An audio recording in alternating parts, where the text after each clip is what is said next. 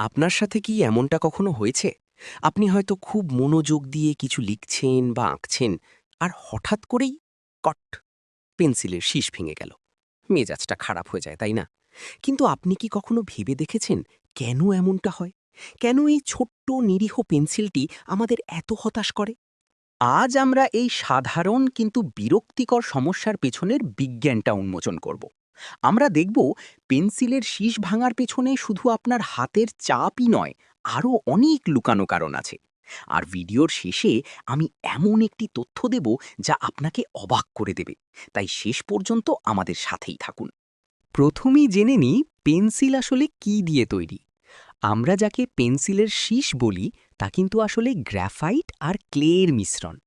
Graphite হলো কার্বনের একটি রূপ যা খুব নরম, আর ক্লে বা মাটি এই গ্রাফাইটকে শক্ত করে ধরে রাখে। এই দুয়ের অনুপাতই নির্ধারণ করে পেন্সিল কতটা নরম বা শক্ত হবে। যেমন 2B পেন্সিল মানে তাতে গ্রাফাইট বেশি, তাই এটি নরম, আর 2H পেন্সিলে ক্লে বেশি, তাই এটি শক্ত। এখন আসি মূল কথায়, কেন পেন্সিলের শীষ ভেঙে যায়? এর কয়েকটি প্রধান কারণ আছে। ১.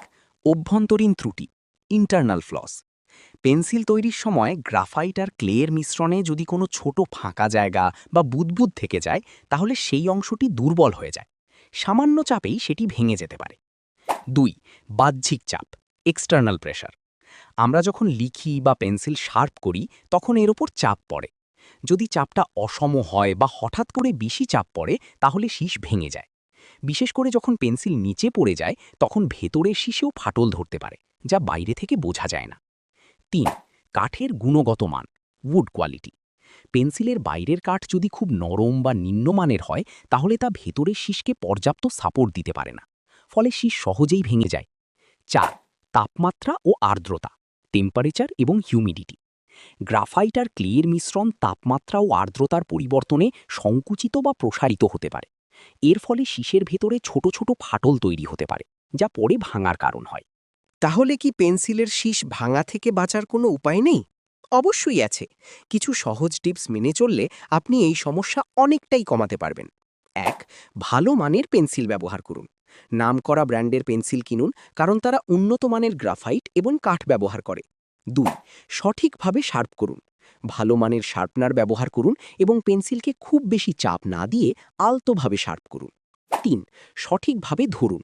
লেখার সময় পেন্সিলকে খুব শক্ত করে না ধরে আরামদায়কভাবে ধরুন, যাতে অতিরিক্ত চাপ না পড়ে। ৪. সাবধানে রাখুন।